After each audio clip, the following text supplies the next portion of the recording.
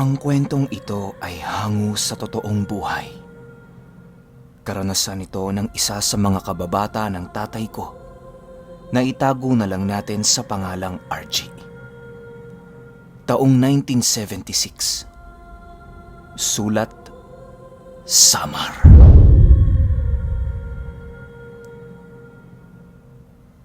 Itong mga panahong ito, kasalukuyang nasa 9 na taong gulang pa lamang itong si RG. Nag-iisang anak lang ito at itinaguyod siya ng kanyang mga magulang sa sukdulan ng kanilang kakayahan. Ang kanilang nagiging pamumuhay noong mga panahong yon ay ang pagbebenta ng mga mais at saging na saba. Noong taong ito, iniiwasan ang lugar nila RG sa kanilang probinsya, hindi dahil sa mga naglilipanan nitong mababangis na hayop, bagkus ay sa mga mananambang sa kanilang lugar. Marami ng bali-balitang merong nananambang na hindi mga ordinaryong nilalang. Ang pakay ng mga ito ay patayin at dukutin ang mga anak ng mga taong nadadapo sa lugar na yon. Maging ang kanilang baryo ay hindi rin nakakaligtas sa ganoong panggagambala. Hindi nila magawang lisanin ang kanilang lugar, gawa ng naroon ang kanilang pamumuhay. Maraming haka-haka ang nagkalat tungkol sa mga mananambang na nagbibigay takot sa mga tao. Ang ibang saksi sa mga ito ay ipinagkalat na sa isang grupo ng mga aswang ang naglilibot sa lugar nila RG. Dahil sa pangyayari, ay naisipan ng gobyerno na bantayan ang lugar na yon. Pero kahit anong pagbabantay ang gawin nila, patuloy pa rin ang pagkawala ng mga taong hindi pinapalad na makaligtas. Animoy kahit merong puwersa ng gobyerno ang nananatili sa lugar, ay hindi ito sapat para sa mga abilidad ng mga mananambang. Isang araw, isinama si RG ng kanyang ama sa pagsasaka nito. Dahil sa merong pupuntahan ng kanyang ina, kaya walang magagawa ang kanyang ama kung hindi ang isama siya sa bukid. Panatag ang kalooban ni RG noon, gawa ng marami siyang kalarong isinama din ng kanilang mga magulang sa bukid.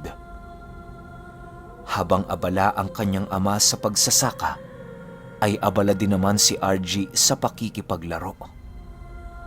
Sumapit ang hapon ng mismong araw na yon at biglang nawala itong si RG. Dahil sa pagkawala ni RG, ay halos nahalughog ang kanilang baryo, makita lamang siya. Pagbalik ng ina ni RG ay labis ang pag-aalala nito para sa nawawala niyang anak. Kahit naikot na nila ang palayan, ay hindi pa rin nila nakita ang bata. Nagtanong na din ang mga magulang ni RG sa huling nakasama nito, pero kahit ang mga ito ay walang naisagot. Lumipas ang linggo at biglang nagpakita si RG sa kanilang tahanan. Punong-puno ito ng putik at tila ba matindi ang naging pinagdaanan nito. Nang makita si RG sa palayan, ay halos umusyoso ang lahat ng tao sa kanilang baryo. Maraming usap-usapan ang kumalat noon sa tunay na nangyari kay RG. Di naman ito pinansin ng mga magulang ni RG sa kadahilanang mas ikinagagalak nila ang pagbabalik ng kanilang anak. RG, saan ka ba pumunta? Alalang tanong ng ina ni RG. Hindi ko alam, Nay. Hindi ko alam ang lugar na yun eh. Basta maraming pagkain sa lugar na yun. Sagot naman ni RG. Ayon kay RG, na habang naglalaro sila ng kanyang mga kaibigan, ay merong lalaki ang sumisitsit sa kanya. Patuloy ang pagsitsit nito hanggang sa nakuha na nito ang atensyon ng bata. Iniwan niya ang kanyang mga kalaro, gawa ng merong iniaabot ang lalaking yun sa kanya. Matapos niyang makuha ang iniaabot nito, ay niyaya siya nitong maglakad. Sa kanilang paglalakad, ay biglang nawala sa isipan ni RG ang pag-aalala na baka hanapin siya ng kanyang mga magulang. Huli na nang mapansin ni RG na napakalayo pala nila sa sinasakahan ng kanyang ama. Nakiusap umano siya sa lalaki pero hindi siya nito pinakinggan.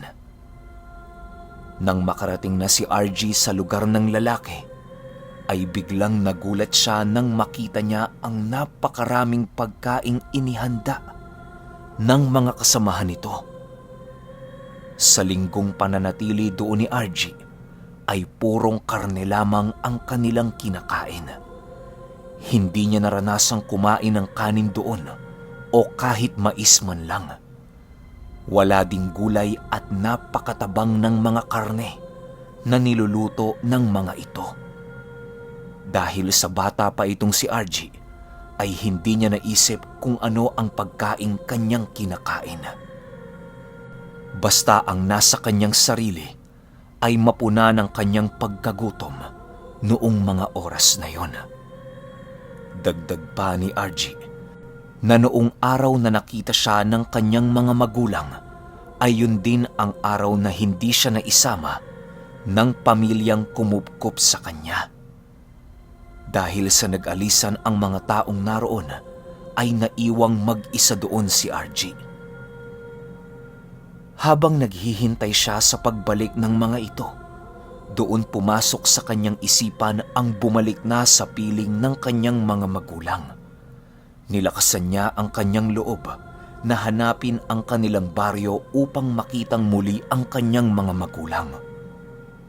Awa naman ng Diyos, ay hindi napahamak itong si RG sa kanyang paglalakad. Nang marinig ng kanyang mga magulang ang kanyang kwento, ay pinili ng mga ito na isikreto na lamang ang sinabi ni RG.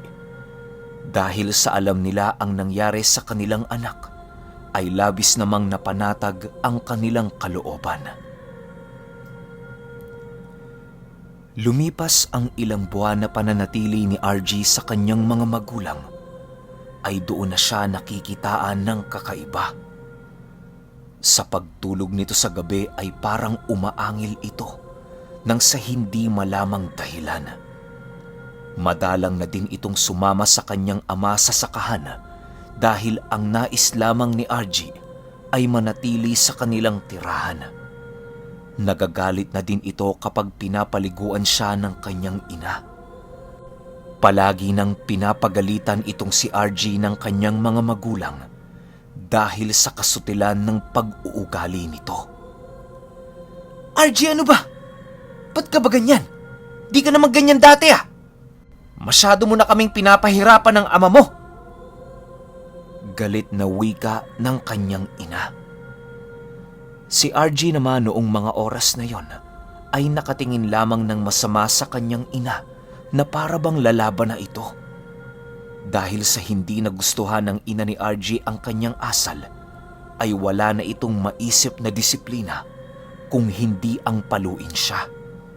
Sa bawat pagpalo ng ina ni RG sa kanya, ay tila ba hindi nakakaramdam ng sakit ang bata. Ngumingisi-ngisi pa ito sa kanyang ina na animoy ng iinsulto. Pagbalik ng kanyang ama sa kanilang tahanan, ay agad namang sinabi ng kanyang ina ang mga pangyayari. Maging ang ama ni RG ay nagalit sa kanyang inasal noong mga oras na yon. RG! Nagpapakamatay ako sa trabaho para may makain ka?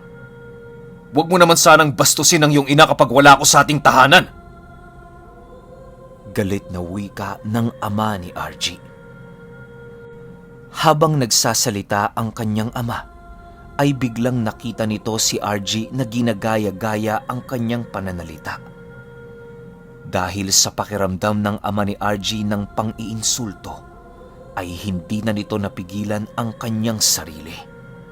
Bigla niyang sinapak ang batang walang muwang upang maturuan ito ng leksyon. Matapos itong masapak ng ama ni RG, ay hindi nila ito nakitaan ng takot sa mukha nito. Patawa-tawa pa ang bata habang umaalis ito sa kinaroroonan ng kanyang mga magulang. Diyos ko, Maring. Ano bang nangyayari sa anak natin? Di ko na makita ang katauhan ng batang pinalaki ko sa aking paghihirap. Nag-aalalang wika ng ama ni RG. Ewan ko nga dyan, Reynaldo. Parang napakalayo na ng batang yan sa dati nitong pag-uugali. Sagot naman ng ina ni RG. Matapos nilang makapag-usap, ninais muna ng mga magulang ni RG na bigyan ng kanilang anak ng panahong makapag-isa. Naroon kasi ito sa kanyang silid at hindi pa lumalabas magmula nung dinisiplina ito ng kanyang mga magulang. Pagsapit ng gabi ay tinungo na si RG ng kanyang ina upang yayaing kumain. Nak, halika na. Kakain na tayo. Paanyaya ng ina ni RG. Ayoko ho. Busog ako. Sagot naman ni RG.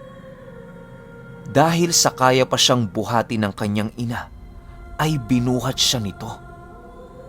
Di naman nakaimik si RG sa ginawa ng kanyang ina. Habang sila ay nakaupo sa kanilang hapagkainan, ay panay ang sipat ni RG sa kanilang kakainin. Nang makita niyang sinabawang isda ang kanilang ulam, ay bigla itong tumalikod sa kanilang lamesa. RG, hindi ka ba kakain? Tanong ng ama niya. Hindi nga ho. Busog ako. Sagot ulit nito. Ayon sa ama ni RG, magmula noong nawala ito sa kanila, ay labis-labis ang ipinagbago nito. Animoy isa na itong binata kapag sumasagot sa kanila. Di na din ito kumakain ng kanilang pagkain na siyang labis niyang ipinagtataka. Isipin niyo, sa murang edad ni RG, ay nakakaya nitong huwag kumain ng isang buong araw sa kanilang tahanan. Pagsapit ng gabi ng mismong araw na yon, ay biglang merong nangyaring kakaiba. Habang natutulog ang mga magulang ni RG, ay bigla itong nagising nang makarinig sila ng paglalakad sa kanilang papag. Alam ng ama ni RG na siya ang naglalakad sa kanilang papag, gawa ng nakatrangka ng maayos ang kanilang buong bahay. Kung merong mang taong magtatangkang pumasok sa kanilang tahanan, ay malalaman ito ng kanyang ama, gawa ng magsisitahulan ang kanyang mga alagang aso. Habang nakikiramdam ang ama ni RG sa taong naglalakad sa kanilang papag, ay nagtutulog-tulugan ito. Pagbukas ng pinto ng kanilang silid, ay rinig na Reynaldo ang mahinang pag-angil ni RG. Nang akmang papalapit na ito sa kanila, ay biglang bumangon ang kanyang ama na siyang naging sanhi upang magulat ang bata. Nang magkatinginan si RG at ang kanyang ama, ay halos mapaatras ito dahil sa gulat. Panay ang paglaway ni RG noong mga oras na yon na siyang labis na ikinagulat ng kanyang ama. RG, ikaw ba yan? Gulat na tanong ng ama ni RG. Pagkarinig ng bata sa sinabi ng kanyang ama, ay dali-dali naman itong tumakbo patungo sa kanyang kwarto. Agad itong sinundan ni Reynaldo upang tanungin sa nararamdaman nito. Pagdating niya sa silid ni RG, ay nakita na lamang niyang nakabukas ang bintana ng kwarto nito. Dahil sa pag-aalala ni Reynaldo sa kanyang anak, ay agad din naman itong lumabas ng kanilang bahay upang tuntunin ang maaaring kinaroroonan ni RG. Dahil sa medyo maliwanag ang buwan noong mga oras na yon, ay sipat ni Reynaldo ang kanyang anak na tumatakbo sa palayan na kanilang sinasakahan. Pinagsisigawan niya ito upang kahit papaano'y malaman itong sumusunod siya sa kanya. Kahit anong sigaw ni Reynaldo kay Argie, ay hindi siya nito nililingon na para bang wala itong naririnig. Patuloy pa rin sa pagsigaw si Reynaldo na siyang naging sanhi upang magising din ang kanilang mga kapitbahay. Nang makarating si Reynaldo sa talahibang sinuotan ni Argie, ay doon na siya napatigil ng bahagya. Hindi siya natatakot sa mga aswang, pero labis-labis ang takot niya pagdating sa mga ahas. Habang nakatayo si Reynaldo sa bukana ng talahiban, ay ang patuloy nitong pagsigaw sa anak niyang naglayas. Ilang minuto pa ang lumipas at naabutan si Reynaldo ng kanyang mga kababaryo. Meron itong daladalang sulo at mga talibong nang makita ito ng ama ni Argie. Nang tanungin si Reynaldo sa kung ano ang nangyayari, ay agad naman niyang sinabing naglayas ang kanyang anak. Dahil sa meron silang dalang mga sulo, ay hindi na sila nagdalawang isip na pasukin ang talahiban. Habang sila ay naglalakad sa loob ng talahiban, ay meron silang naririnig na mga pag-aangil. Animoy nang gagaling ang pag-aangil na yon sa mga galang aso. Di naman ito pinansin nila Reynaldo, gawa ng armado din sila ng mga patalima. Nang makalabas na sila sa talahiban, ay doon bumungad sa kanila ang 3 bahay na abandonado. Ayon sa mga kababaryo nila Reynaldo, na ang bahay umanong yon ay ang dating tinitirhan ng mga mananambang. Habang naglalakad sila Reynaldo sa mga abandonadong bahay na yon, ay ang paglakas naman ng pag-aangil ng mga aso. Hindi nila ito nakikita pero rinig na rinig nila ang pag-aangil ng mga ito. Dahil sa kakaibang pakiramdam nila Reynaldo, ay pinili na lamang nilang balikan na lang ito kinabukasan. Sumapit ang umaga ay madaling araw pa lang, nakahanda na si Reynaldo na tumungo sa lugar na kanilang pinuntahan. Nagpasama siya sa mga kakilala niya upang kahit papaano'y makampante siya sa kanyang lakad. Pagbalik nila sa abandonadong kubo, ay doon nila nakitang umupo ang anak ni Reynaldo na si Argie. Gulat na gulat si Reynaldo nang makita nito ang kanyang anak na napakakomportable sa kubong kanyang kinaroroonan. Argie, halika na. Umuwi na tayo. Wika ni Reynaldo.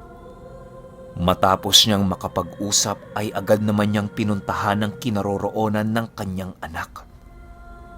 Habang papalapit si Reynaldo sa kubo, ay bigla siyang napatigil dahil sa paglitaw ng isang lalaki sa likuran ni Argie. Sino ka? Anong kailangan mo sa anak ko? Galit na wika ni Reynaldo. Sino ko? Itanong mo sa anak mo upang malaman mo. Kami na ang bagong pamilya ng batang ito. Wala ka ng poder sa kanya, kaya kung ako sa'yo, ay hayaan mo na lamang ang anak mo sa aming piling. Sagot naman ng lalaki. Kasabay ng pagwika nito ay ang paglabasan ng mga kamag-anak nito sa mga abandonadong kubo. Kahit napakadilim sa loob ng kubo, ay kitang-kita nila Reynaldo ang kasama ng lalaki, gawa ng litaw ang mga namumulang mata nito sa madilim na silid ng kubo. Kasabay ng pagsilay nila Reynaldo sa mga taong nasa loob ng kubo, ay ang pagpulasa naman ng mga kasama nito. Animoy nakakita sila ng mga demonyo dahil sa kanilang naging reaksyon. Si Reynaldo naman ay nananatiling matatag sa kabila ng lahat ng kanyang mga nasisilayan. Ilang minuto pa ang lumipas ay hinawakan na ng lalaki ang ulo ni RG at biglang nagwika ito ng, "Tay, huwag ka nang magpumilit. Ipinangako nila sa akin na magiging ligtas kayo kapag sumama ako sa kanila. Hayaan niyo na ako, Tay. Dahil masaya naman ako ngayon sa aking panibagong katauhan." Pag-alis ng kamay ng lalaki sa ulo ni RG ay ang pagbalik naman ng kakaibang asal nito. "Kita mo? Mismong anak mo na ang may gusto nito. Umalis ka na!" Sigaw ng lalaki. Dahil sa mga narinig ni Reynaldo, ay hindi na ito kumibo habang unti-unting tumatalikod sa kinaroroonan ng kanyang anak. Habang tinatahak niya ang daan papauwi, ay daladala ni Reynaldo ang panlulumo at awa para sa kanyang anak. Sa paglipas ng taon, ay nabiyayaan muli sila Reynaldo ng anak na babae. Dahil sa ayaw na nilang maulit pa ang mga pangyayari, ay pinili nilang lagyan ng pangontra ang kanilang anak. Mapayapang namuhay naman sila Reynaldo sa lugar na yon na walang kahit na anong nararamdamang kakaiba. Ang tanging nakakaramdam ng kilabot sa kanilang lugar ay ang mga dayong nadadapo dito. Sa pagtanda ni Reynaldo, ay merong kumalat na haka-haka tungkol sa kanyang anak. Ayon sa mga nakakita, na sigurado silang si RG ang isa sa mga kasama ng mga mananambang. Dagdag pa ng ibang saksi na kayang magpalit ng kaanyuan ni RG habang ito ay nambibiktima. Di lang ang baryo nila ang kinakatakutan noong mga oras na yon, gawa ng maging sa katabing baryo nito ay ramdam na ang puwersa ng mga mananambang na kinakaaniban ng anak ni Reynaldo.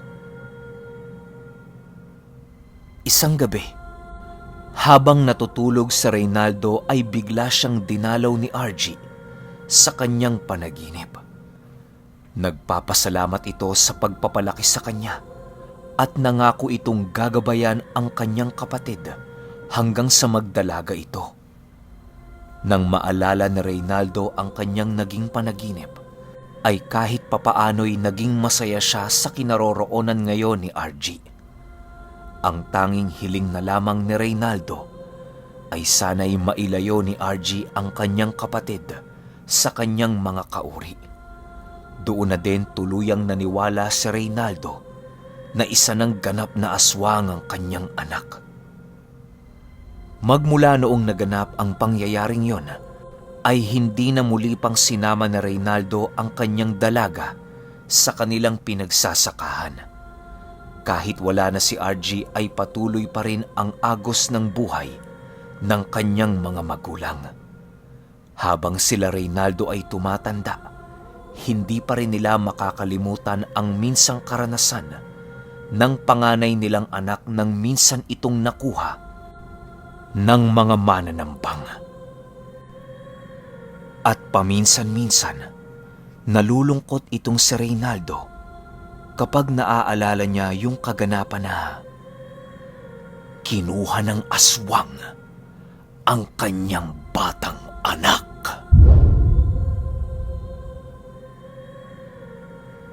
Okay, bago opinion, shoutout muna tayo sa mga bagong warrior members na sina John Larry Mabasa, Donna V. Apostol, at sa nag-renew ng badge na si Dong Kulis. Para naman sa mga random subs natin, nandyan sina Ang General, subscribe kayo dyan, Jordan M. Ikawat, Pinaslang Malakas, at kay Joyce Gagante. Yan. Ang magiging opinyon ko sa kwento, bakit hindi pinagtanggol na Reynaldo yung anak niya doon sa kumuhang mananambang? First time ko lang maka-encounter ng ganitong kwento na Hindi sila humingi ng tulong sa manggagamot, albularyo, o kung sino mang may alam na pangontra laban sa mga aswang. Talagang legit na legit. Di ba kadalasan kasi sa mga naririnig nating kwento, humihingi sila ng tulong sa mga manggagamot o albularyo. Pero itong kwento na to, wala, hindi siya nanghingi. Parang, sige, kunin niyo ni anak ko, wala naman ako magagawa mas malakas kayo kaysa sa akin Yun lang yung nakita kong butas sa kwento, hindi niya pinaglaban yung anak niya. Well, nakakalungkot yun para kay Reynaldo, pero baka yun talaga yung tadhana ng anak niya. Pero kayo, kung may opinion kayo sa kwentong ito, i-comment nyo lang sa baba. At saka para sa mga gusto ng shoutout, comment kayo sa pin comment. Yun lang, hanggang sa susunod na kwento. Salamat.